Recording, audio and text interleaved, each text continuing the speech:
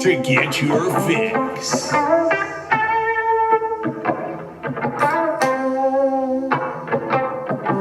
you ready? Are you ready to get your fix?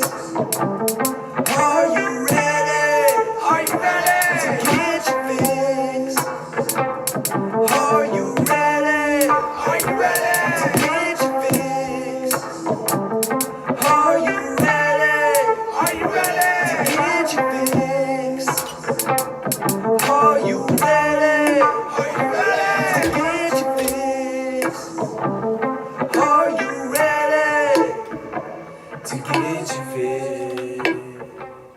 With the Wicks here on this beautiful February the 1st, 2022, and it is Tuesday. It is Tom Brady has officially retired Tuesday. So today, like I mentioned I think it was last week, when the news broke, or sort of broke. Adam Schefter and Jeff Darlington went out on their own little rant saying Tom Brady has officially retired from the NFL. It is all said and over. That was a bunch of fugazi, okay? It was bullshit. It did not mean anything because it did not come directly from Tom himself. But I woke up this morning and Tom Brady released a couple things, a paragraph, 8 screenshots of what he was trying to say and announcing his retirement. And it all came true. And I said the other day, or last week, that I'd probably dedicate a whole show to Tom Brady and to his greatness and what he means to me, his inspiration and all of that, and probably others around the world as well. And that's exactly what we have here for you guys today. We're also going to bring up a little bit of this Brian Flores news. Many of you probably haven't seen it. You probably have by now, maybe, who knows. But there's some really weird, funny business kind of going on with Brian Flores, the NFL, the New York Giants, and the Denver Broncos, and we'll get to that right after basically talking about Tom Brady and stuff like that. So with that being said, are you ready to get your fix? You know, I don't think I've actually worn this jersey since Tom Brady was a New England Patriot, just 2 years ago. It's been quite a while that I've been able to throw this on, and gotta tell you, I'm surprised it fucking fits. Listen, I bought this jersey. Well, I didn't buy this jersey. Okay, probably my grandparents did way back when. But I've had this jersey basically my entire life.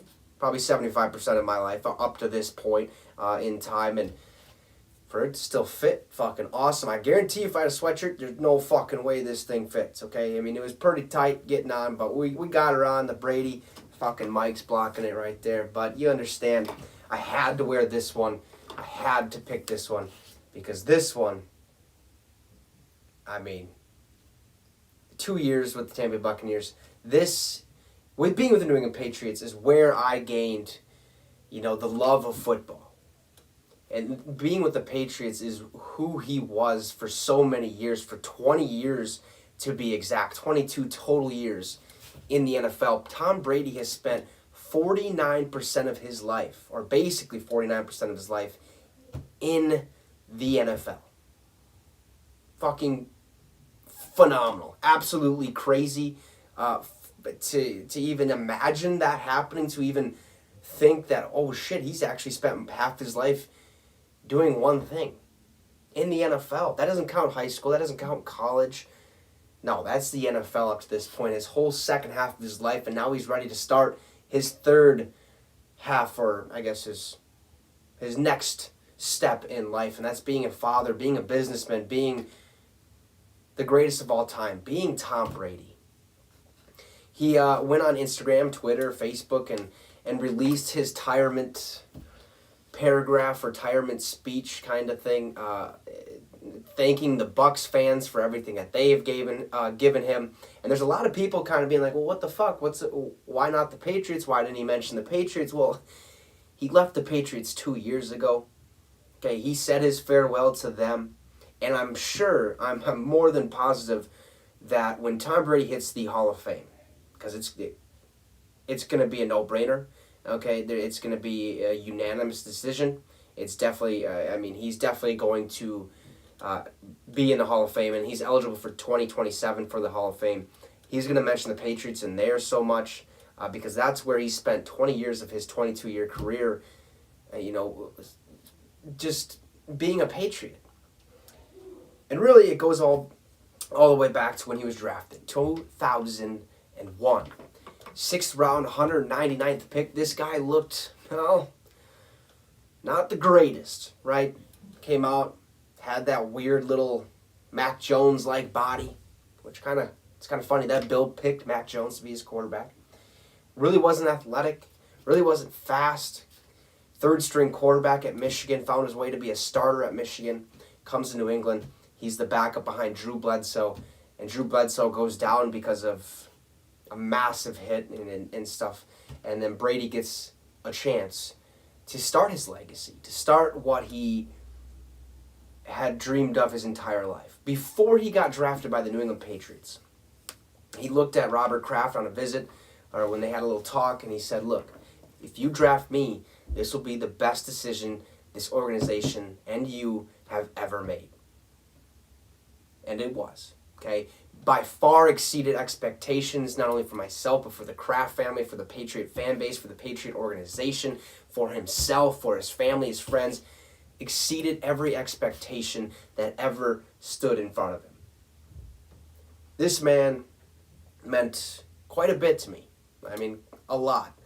He's, the reason I started watching football, started comprehending football, started loving football, and probably the reason, and I probably wouldn't be here doing this today if it wasn't for Tom Brady. And that's kind of weird to think about, but at the same time, if it wasn't for Tom Brady, I'd probably be a Minnesota Vikings fan my entire life. I wouldn't give a shit about the Patriots. I wouldn't give a shit about Tampa, sort of. I started liking Tampa a little bit more.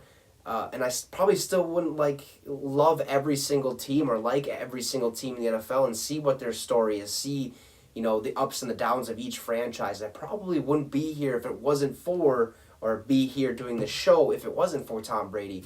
And I just got to thank him. It's just awesome for somebody that grew up never getting to see Tom Brady, not growing up not being in the same state as the New England Patriots, but still knowing what he had to do to establish greatness, to be himself, be that ultimate competitor, give 110% every single day, practice, training camp, game day, and playoffs. It goes on and on and on. This man has changed many, many lives, including myself.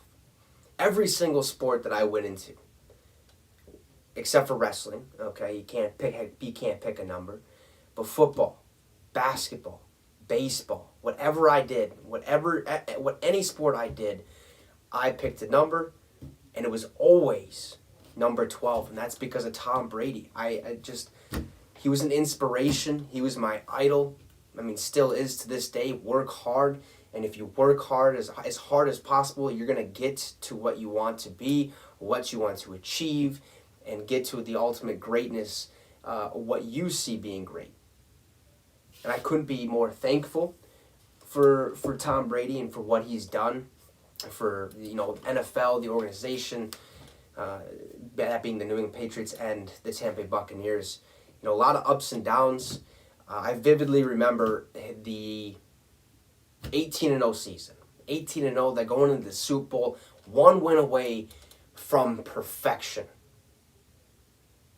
And it all comes crashing down. Eli Manning has a fantastic fucking last drive, wins the ball game.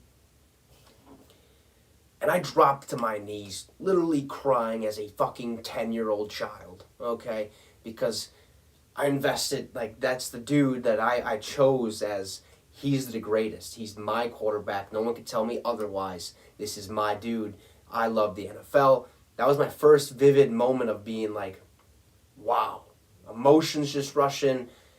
This sport is incredible. I can't wait to, dabble in it myself. Go play some tackle football. Go out there and be the best version of TB12 of myself that I can possibly be, and he's the reason why I did that. And why, I mean, I'm doing this probably today, like I mentioned. If it weren't for him, I don't know if I would be doing this. But at the same time, who the fuck knows, okay? Every year, every day, every single second is a completely different outlook or a completely different past, future, everything. So who knows? But for what he's been able to do and able to accomplish, there's no way you can tell me there's any other better quarterback that has played in the NFL, that is playing in the NFL ever. You can name them off. Dan Marino, John Elway, Terry Bradshaw, Joe Montana, Steve Young, Aaron Rodgers, Brett Favre, Fran Tarkington, Bart Starr. I mean, the list goes on and on and on.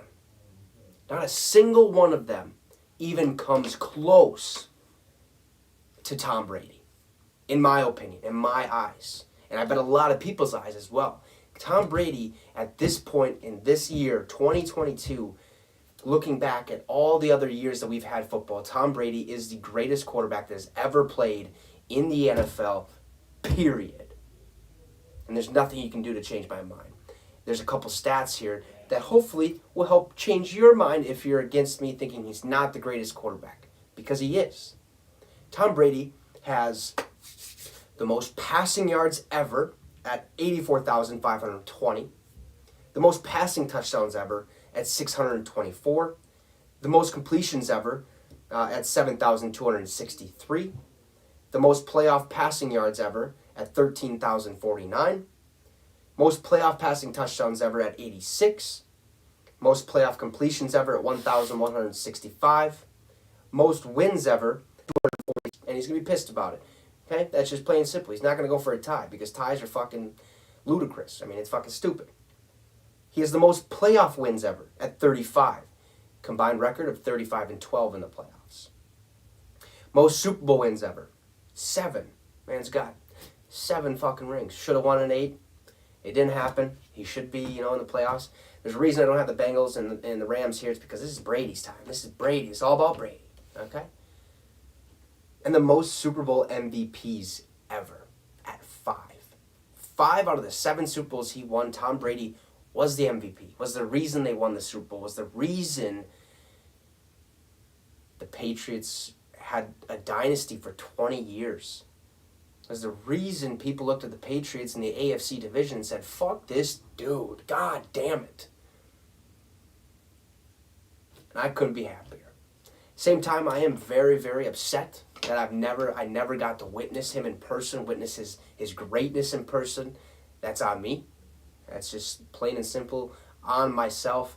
I probably had a chance, I think it was last year. I guess never mind, that was not a chance. COVID was a real thing. Fuck COVID for doing that. Had a chance maybe 2 years ago with the Patriots, and I just never did. I never capitalized on that moment. So we'll see going forward, what the hell happens with Brady. I know he's going to be the greatest at whatever he does next. But man, watching Man in the Arena this whole entire year, 9 episodes so far, the 10th episode will be released at some point because it has to recap his last year's Super Bowl, and it'll probably include a little bit of a retirement speech and stuff like that in it. Who knows? But watching that this entire year just made me relive my entire life, basically, up to this point, getting to see what greatness was all about. Overcoming the doubters, overcoming the haters, Deflategate. The dude still had to throw the fucking ball, okay? If it's as easy for Tom Brady to grip the ball, it's as easy as for the defender to catch the ball, right? Okay. Tom Brady still had to throw the ball and make really good throws, and guess what? He got all the way there and then lost. So, fuck you, okay, basically. Then he had to deal with Spygate. Brady had nothing to do with that. And if it was real, who cares? It's over and done with. It's in the past. You can't change the past. You can only look forward into the future. Don't judge a team off, 5 years ago, even though that's historically what they have been and stuff like that. No. Spygate, Deflategate was nothing. Him smashing his cell phone or dropping his cell phone. Who knows what the real truth was? You can't let that tarnish his greatness at all. It's just like saying, Aaron Rodgers isn't a great quarterback because of his unvaccinated status. No. Aaron Rodgers is still a pretty good fucking quarterback. Brady is, he is, listen, in Tom Brady's final season this year at age 44, he led the NFL in passing yards with 5,316, passing touchdowns with 43, passing attempts with 719, and passing yards per game at 312.7. He's the oldest fucking quarterback in the NFL. Dude's still putting up phenomenal numbers, beating everybody out there, and still consistently making the playoffs. He didn't get to the Super Bowl this year. He didn't get to the NFC Championship game this year, but that doesn't matter. Greatness matters, and he established that through his 22-year career. Tom Brady, in his 20s, threw 147 passing touchdowns, and in his 40s, threw 168 passing touchdowns, only continuously getting better with age. Tom Brady was also the first player to win an NFL championship in 3 different decades, the first quarterback to start and win a Super Bowl for a team in both conferences, the AFC, the Patriots, the NFC, the Buccaneers. And he was the first player to win multiple titles after turning 40 years old. You can't tell me he's not the greatest of all time. What he's been able to accomplish is incredible. It's amazing. And, like I said, I just wish I would have got to witness it in person. Like, that is one thing I really do wish I could have had the opportunity to do. But I never did. I never got that opportunity. But at least I got to witness it on TV, witness those Super Bowl championships, getting excited because I know my fucking Minnesota Vikings just can't do it. But when Brady gets there, it's all right, right? I get out there, I go sit down in the chair, fucking put my feet up, and relax, and watch it all unfold right in front of my face. And 7 out of 10 times, the man fucking won. Okay, the man exceeded my expectation. I was never nervous a second. Every single game he stepped on the field, not a single second was spent with me going, oh no, we're going to lose this game. He's going to lose this. Even against the Eagles, when the Eagles had their little, whatever it was, I still wasn't nervous. I said, hold on, the game's not over. Even if there's a second left on the clock, the game's not over. You leave Tom Brady way too much time. And I couldn't be more grateful for the fact that I got to witness this in my lifetime, be alive when he's alive, and watching this unfold, watching his whole career unfold, and having him be, throughout basically my entire life he's been in the NFL. I'm 24. He played 22 years in the NFL. Absolutely ridiculous. I couldn't thank him enough for the memories, for how great he was, and for setting the standard of greatness. Really, honestly, you have to be the all-time competitor. You have to go out there and give more than 100%. You have to chase perfection, and he damn near did it. He pretty much has achieved perfection. 7 Super Bowls is very, very tough to do, let alone get 1. Aaron Rodgers is struggling to get 2. Matthew Stafford hasn't even won a Super Bowl. He's in the Super Bowl this year. There's others out there as well, that only have a couple. So, Peyton has 2, I believe. So just what he's been able to accomplish, and just for the greatness and being able to kind of witness this throughout my entire life, I could not be any more grateful for being here during that time. And like I said earlier, whatever happens in retirement, whatever Brady wants to go do, I know he's going to be the greatest at that, whether that's just being a father, letting Giselle go do her thing finally, okay, because she has put up with a lot, and I understand that. I understand it's time for him to come away, because football is a full commitment. Literally, if he doesn't announce his retirement, he knows he's all in, and he has to be all in, because if he's not all in, things aren't going to be that great. And I'm glad he decided to call it quits. I think it was time. What more does he have to prove? And I can't wait to see what the future holds for my boy. The one, the only, greatest of all time, Tom Brady. So, with that being said, enough on that little spiel. Let's talk about some other news. It's going to be brief, it's going to be quick, because this is Tom Brady's day, this is Tom Brady's show, and in 5 more years, it's going to be Tom Brady's day again in the Hall of Fame at Canton, Ohio. Hopefully I can be there, but who knows, we'll see. But there's some news going around the league, or around Twitter and stuff like that, that Brian Flores is suing the NFL, the New York Giants, the Miami Dolphins, I forgot to put that in the description, and the Denver Broncos. He's alleging, it's alleged that they have have had some racism in the hiring process. And a lot has kind of went on there. I mean, obviously the story's still developing. There's more coming out about actually like what actually happened. But he also claims that the owner of the Miami Dolphins, Stephen Ross, offered $100,000 for each loss in 2019 for a better draft pick. And apparently when Brian Flores started winning, started sending the Miami Dolphins in the right direction, Stephen Ross got a little pissed. He's like, well, what are you doing? We need that draft. We need the number one, okay? We need a superstar. We need a stud to change our organization, okay? $100,000, you start losing, get us a better draft pick, and you'll stick around, okay? He got pissed that he started winning. How about you take that $100,000 and shove it, okay? Listen,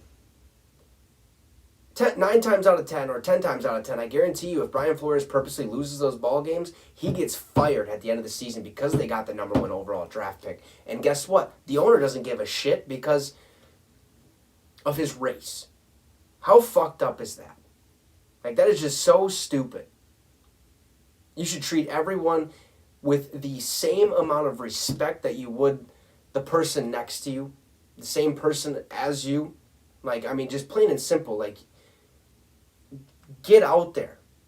We should never be fighting about race at all. Like, we're all the same fucking human being. Take off the skin, take off the muscle. We're all bones. Same fucking bones, all of us. Quit giving a shit. Like, quit. Like, this is so stupid. Like, these old whites, these guys that grew up in that older generation, like, what the fuck's wrong with you? Like, what the fuck? It doesn't make any sense at all. It's just so ridiculous. And that reason right there, when he offered $100,000 to get a better draft pick for every loss in 2019, is probably the reason why Stephen Ross decided, hey, fuck Brian Flores, let's fire him, because him and the GM, whoever the fuck that is, are button heads. Well, isn't that the GM's fault for drafting these guys, for drafting a shitty roster, for drafting these guys that should be something and they're nothing? Get rid of his ass. Because Brian Flores won 8 out of the last 9 ball games this season and damn near sent the Miami Dolphins to the playoffs. And he was about to do that probably next year as well. What he's been able to do for the Miami Dolphins is phenomenal, and it's beyond me why the fuck Stephen Ross decided to fire him. But I have a feeling it's because Stephen Ross probably didn't like the fact that, A, he's African American. That's just what he probably thought, which is fucked up. It's so stupid. It's like ridiculous. I want that owner to, get the fuck out of the league. I think the NFL should punish that owner. I think a lot of shit should happen to that owner, to be honest with you. That's fucked up. That's my opinion. But he said, they're button heads. This would be a perfect opportunity to get rid of Brian Flores, who's actually brought us some success. We're headed in the right direction. But, no, I think it's the coach's fault why we're not getting to that perfection faster. And then he also, back in 2019, before he got the job with the Miami Dolphins, yeah, that's right, first-year coach with the Miami Dolphins, he got offered $100K to lose. The fuck? No, he doesn't want to tarnish his own legacy, his own career. Like, no, that's just I'd quit. I would literally quit on the spot, and I would have had, like, I would have brought that to the NFL and said, look, but the NFL probably wouldn't give a shit because they're allowing it. They're letting this shit happen, which is the even funnier. Like, they have this Rooney Rule, right? The Rooney Rule is basically you have to interview at least one person of different ethnicities or race. Okay? You have to. It's the rule. You just have to. And a lot of it is bullshit. Because a lot of them will bring in all these guys that they think is right for the job, and the majority of them are white. They'll bring in one Hispanic, maybe one black, and they're just like, or one African American, and they're just like, yeah, okay, yeah, nice interview. All right, see you later. All right, we interviewed our fucking Rooney Rule guy. All right, now we can kick them out the door. Let's go look at the other guys that we actually want to have. I think that's just fucked up. Don't know how it's going to get changed. I don't know what's going to happen with that. But I think all of it actually has to start with ownership. Owners. More diverse owners. And it shouldn't be that way. Like, it shouldn't have to be that way at all. But it is. And it's fucked up. It's so stupid. These egos of some people, it just drives me nuts. Like, who gives a shit what the other... Like, hate someone for who they are as a, like, or who, how do I want to say, who they are as a person, like their personality, like who, like their ego. Hate them because of that, because they talk shitty on you, or like they are just an asshole. Like, do that, but like don't hate somebody because of the color of their skin. It's just, I don't know, it baffles me. It literally baffles me that people actually think that way. Like, get over yourself. What makes you so much better than the other person? Can you tell me? Like, nothing. Like, nobody is better than anybody. You're only going to be better than yourself a year from now if you continuously better yourself by 1% every day. It's just plain and simple. I'm no better than, well, yeah, I guess, okay. I'm no better than my dog. I'm no better than any of my roommates. I'm no better than anybody I work with. Like, this is me. And I'm accepting of everybody, and I just don't understand why other people want to come in and do this shit. And apparently, I guess, he also interviewed with the Broncos in 2019, before he got the Dolphins job.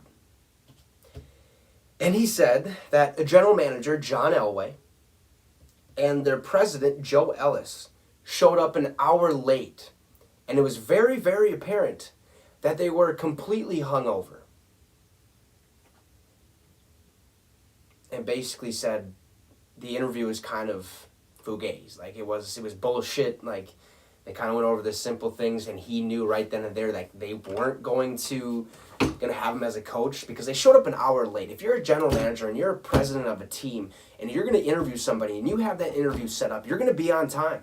Because if your coach or the guy that you're interviewing is not on time, there's no way in hell he's getting the job. Right? So it's just... It baffles me. The egos of some people.